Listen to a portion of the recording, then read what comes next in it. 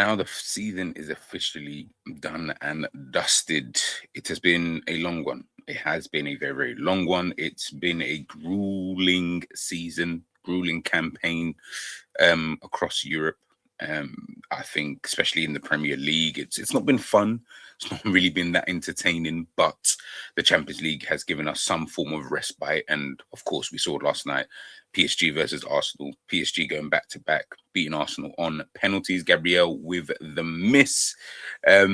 Listen, we can do the banter stuff and whatnot. But I really wanted to take a quick look, a really, really quick look. And I might actually go back to this at a later date. I wanted to take a look at, as much as we can, yeah, Arsenal lost and blah, blah, blah. And we can listen, we can revel in that. I know Arsenal fans are going to do the copium. That's great. But if we're just talking the tactics, in my personal opinion, I actually thought Arsenal did really well in the game. I don't think that was a game that I looked at and said, they weren't bopped off the park. You know, PSG had it tough. And we're talking, in my personal opinion, the best team in Europe had a really, really tough game. Probably against arguably, maybe, I don't know, at this moment in time, the second best team in Europe. And they had a tough time. They had a really, really tough time. And I felt like Arsenal's game plan, listen, both pluses and minuses, but for both teams, to be honest with you, in terms of the actual overall game plan in itself. But when I'm specifically looking at Arsenal, I felt that it was working up to a point, but it was that point. And again, we're talking about fine margins at the elite level. When you're talking, it works up to a point. There comes a point where it does need to change a little bit, because inevitably you're up against PSG, right? It's not going to remain the exact same way. And I just think that's can't say that's what lost them the game, because technically they did take it all the way to penalties, and that is just a lottery. We can laugh about it, that's cool, but it's a lottery at the end of the day. Arsenal could have easily have been on the winning end of those penalties, and then we look back at everything else and say, this is how they kind of got there, you know. So I'm going to try and almost do the same thing, you know, for them, you know, in terms of the losing the game. But like I said, I just felt like their game plan overall was great. It was what was needed. You go 1-0 up really, really early, was it 5-6 minutes into the game?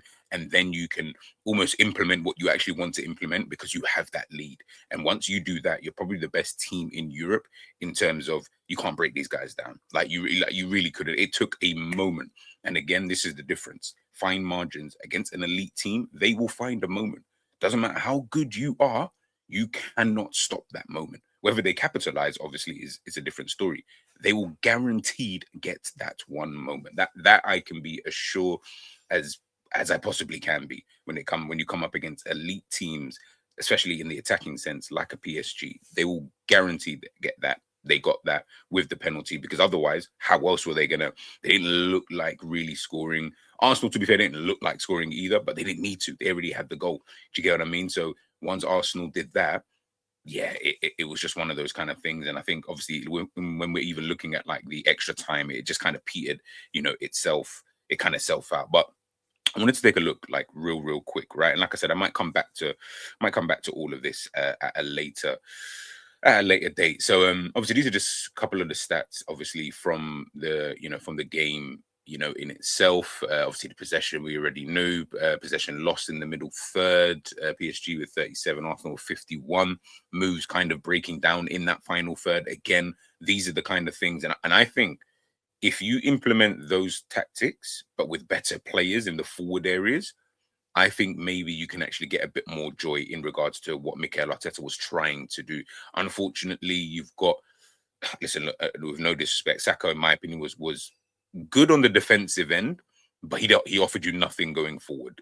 And whether that was what was supposed to happen, I'm just telling you what actually happened, you know, ultimately. So, yeah, there was that. That was really, really poor. Havertz, outside of the goal, I didn't think he offered absolutely anything. Trossard, yeah, he would, you know, pick up the ball from deep, you know, sometimes give Arsenal a bit of a respite in terms of holding on to the ball, being able to, you know, drop back into the midfield, pop the ball off, just kind of slow things down, get a bit of a rhythm, you know, for Arsenal in terms of just keeping possession, because I mean, they only had 24.7 in the game, and I get that, and I understand why, and that was always going to happen in terms of PSG dominating possession, but you do need to have a sustained period at some point, because it can't just be they keep having the ball.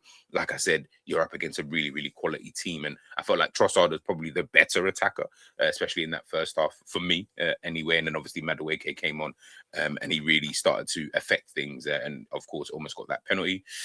Jules in the game, very, very close, 109, 108. A success rate 52 for PSG, 44 for Arsenal. Again, fine margins that we're talking here. Look at that aerial duels, exactly the same. These are close statistics, guys. Like Arsenal were not, they definitely were not out of that game by any stretch of the imagination. I don't want anyone to say otherwise, or to even think otherwise. It definitely really wasn't that, type of game, right? Looking at passing, the distributions of those passes. I mean, look at it. Arsenal long passes 64 to PSG's 41. Long passes proportion 5.3% to Arsenal's 22.5. Again, you can, without even looking at the tactics that I'm about to show you, you can probably kind of guess the kind of way the game was, kind of going. Obviously, PSG dominating the ball with the passes in opposition's half. Again, they were pushing quite high up the pitch in itself, and Arsenal were retreating into that mid to kind of low block, especially as the game started to wear on. You could see certain players were just getting a little bit tired. Passing accuracy in the final third. Again, this is where I see you could still implement the tactics, but you just need better players in those forward areas. And I really do think Arsenal, if they really want to go to the next level, I know it's difficult, and there is only one Kvaratskhelia, one Doué, one Dembele, but they almost need that quality, because you can implement that and you can still be effective. But when it's 55% in these areas compared to the 88.9%, we can sit here and say, yes, PSG weren't creating much and blah, blah, but they always have a chance regardless. Arsenal don't have that chance. You've left yourself really short in that regards. And obviously you can, as I say, you can kind of, see it here. Forward passes, again, I'm not really too bothered about that. Through balls, at least Arsenal played 4. Final third entry, 60. Again, some of these I kind of just guessed without even really looking. If I didn't really know, I don't really feel like these are things that really would have, what I say, quote unquote, surprised me, so to speak. You can see here, obviously, tackles. Arsenal made 18, success rates, 61. Yeah, no problem. Clearances, relatively close interceptions, close recoveries, close-ish, but Arsenal just fall a little bit short. Attacking third, recoveries again close. Defensive third, midfield third, recoveries in attacking half, 60. So again, Arsenal put in a really, really dogged display, in my personal opinion. It wasn't a game whereby I looked at and thought, oh yeah, they can, they're kind of completely out of it, so to speak. And like I said, the tactics, in my opinion, from Mikel Arteta, for me, I just felt like they were kind of working. Do you know what I mean? Like, I didn't really feel like it was something that wasn't necessarily working. I just felt that maybe going forward, it might be, when I mean going forward, I mean more in a sense of next season. When we're looking at, okay, how can you develop and things like that. These are the small margins, the small areas that Arsenal will definitely, in my opinion, be looking at. But obviously we'll just kind of, wait and see in that regards.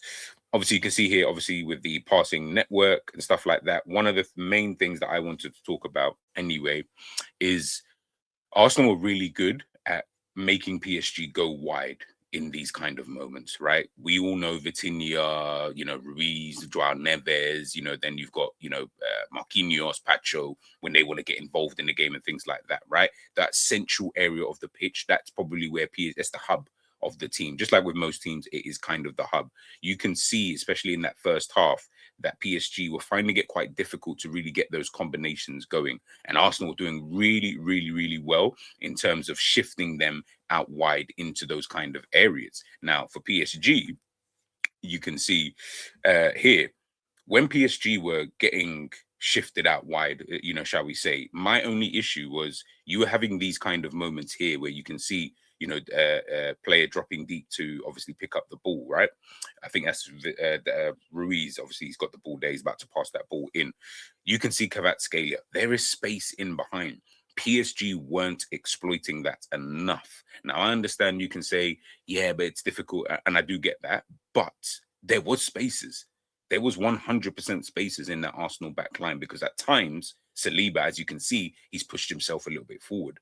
Now, once he does that, obviously he knows I got to make that. Do you get what I'm saying? And again, Arsenal's shape wasn't even bad or anything. That it was just, again, fine margins, these little moments. Now, obviously, PSG didn't exploit that in the actual game in itself, but there was spaces, and I just felt like PSG could have maybe played it a little bit in behind a tad bit more, and they just weren't doing that enough. Now you can see here, look, Arsenal players crowding, in and around Nuno Mendes. They looks like he wants to go on a run. Kvaratskhelia obviously dropped, a little bit deeper. Doué's obviously come off that right hand flank, and he's obviously trying to run into that channel. Fabian Ruiz has obviously shifted position now from central midfield into that left wing kind of area again to create those spaces. So the rotations were there, but they just weren't being played quick enough, and that was one of the things that really, really frustrated me, when I was thinking, about PSG. Another thing that I think would have definitely frustrated me in this game anyway was the fact that PSG, and again, it's quite surprising when I think about it,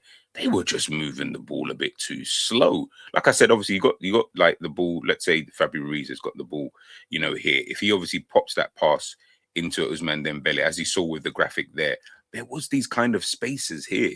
You know what I mean? Yes, obviously Gabriel's going to come, along. And then you've got someone like Hakimi's obviously really, really pushed up into, these kind of areas here. And he's obviously really over there, and which then obviously means then someone like Nkapie, as much as he wants to potentially come in and maybe just to tighten up the back line in itself, he knows, of course, I've got to be wary, of someone like, like an Hakimi and, things like that. And I just think that they could have been moving this ball into this area a little bit more for my liking, but also just in the game they were just moving the ball so slowly. Like I understood to up to a point, and that's when I was starting to get really frustrated, more so with PSG, because I said, I get it. You're passing the ball here. Vitinha's passing it between, himself and Fabian Ruiz. He might, pop it back to one of the centre backs. He might, pop it out wide sometimes. And then, Hakimi might be able to kind of go on a run and things like that. And I get that, Vitinha, lovely footballer, all that, blah, blah, blah. I get it. But Arsenal they just had to really do this. That was literally all they had to do was this. It didn't really matter in terms of like space and things like that. There was really none going on.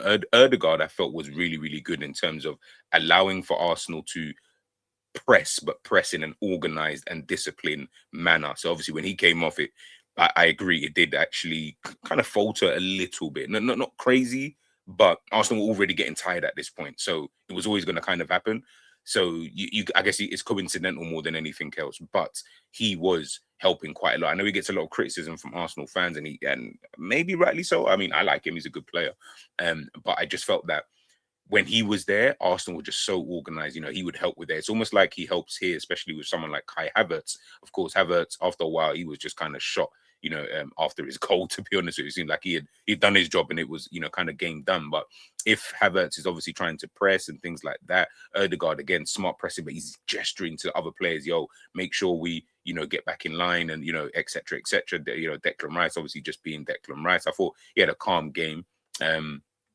Up against these guys again, he's very different to these three, players in terms of they're very technical. He's very much about just the engine and things like that. But Martin Odegaard, in my opinion, was actually pretty decent, in the game. Mars Lewis Skelly again didn't look like it phased him at all. You would have felt that, he just looked natural on the pitch. But Arsenal were very, very comfortable. And Dembele was trying to find these kind of spaces. And as I said before, he did find them at times. They just weren't popping the ball for some weird reason. Whether they felt they couldn't, or the gaps were getting closed, whether they felt that this would happen, Rice would maybe interject, or Odegaard or Mars Lewis Skelly, for whatever reason, that ball was just not going into Dembele quick enough, which would have then allowed for Doué or for a Kvaratskhelia to be able to run, into these kind of spaces. And then once that happens, Arsenal can just really close up shop. Because then Doué starts dropping a little bit deeper. Kvaratskhelia starts dropping a little bit deeper. Once you do that, Arsenal are remember, you got 4 centre-backs on the pitch. They're very, very calm. They are very, very, very, very, very, very calm. I don't know why it's left over, you know what I mean? They're very calm in these kind of positions. So they don't need to necessarily, would I say, worry or anything like that. If you've got all of this kind of, happening, and Saka, by the way, as much as he offered nothing going forward defensively, I thought he played really, really well in the defensive kind of sense. But once this kind of stuff happens, yeah, you kind of, everyone's kind of, as long as it's here, then you're kind of good. And then they've stopped the supply line for Pacho or for Marquinhos. They can't play those passes now in from deep where they can potentially, Marquinhos has the ball and he can zip that ball into Ousmane Dembele. Those passing lanes are now being blocked off in the game. So once they get blocked off, on top of you're moving the ball so slowly, that's it. Arsenal have, you know what I mean? They've done their job. They're kind of good to go. You can have the ball, you know, for example, in these kind of areas here. Once you've got the ball in these kind of areas, Arsenal are absolutely fine. You know what I mean? Because the reality is, if you've got the ball in these kind of areas, everybody shifts, you know, over to this kind of side. And then once everybody kind of shifts over to that kind of sides, now it gets a bit congested. You know what I mean, over there. But ultimately, you can have the ball really over there. It's not really too much of an issue. It's when the ball comes into the middle, that's when Arsenal seem to just come alive. Everybody is, you know, okay, we're not going to let them, you know, be able to get the ball. We're going to make sure that we crowd these guys. We're going to make sure that we stop these passing lanes. If you then want to go back, that's absolutely fine. You can go back to a Marquinhos. But guess what? Marquinhos, you're not, where are you going? From even if you just looked at it, just, I know this is quite messed up, but even if you looked at it just like that, where are you going? Who are you passing to? You know what I mean? Like, your options really are a Marquinhos or to a Pacho, to a Hakimi. It's just going, you know, across that kind of back line. So, like I said, Arsenal did really, really well, and they were close. They were very, very close in terms of getting a victory and potentially, of course, lifting that Champions League. But it's always these fine margins, always, always, always fine margins. And I think when you're playing at this kind of high level, I think Arteta, he knows that. And I think going into next season, listen, don't be surprised if you see some really big summer signings from Arsenal in terms of just sorting out those fine margins, getting better quality, you know, in certain areas, especially in the striker department. I feel like they're going to probably look at that, you know, heading into next season. Definitely the left wing market, number 6, potentially looking at. There are areas I think that they can definitely sort out, you know, heading into next season. But they were close. They were very, very close, man. So big up to Arsenal. Unfortunate for you guys, but PSG back to back. Listen, they're the best team in Europe, man, for a reason. You know, they do this. They really do this. First team since Real Madrid to go back to back. Not many teams have actually done that, you know, in the history of the Champions League itself. So you have to big them up. But Arsenal, very, very close, man. But leave your thoughts in the comment section, and I might do another video taking a look at some other areas, you know, of the game. So let me know, and I'll catch you guys soon.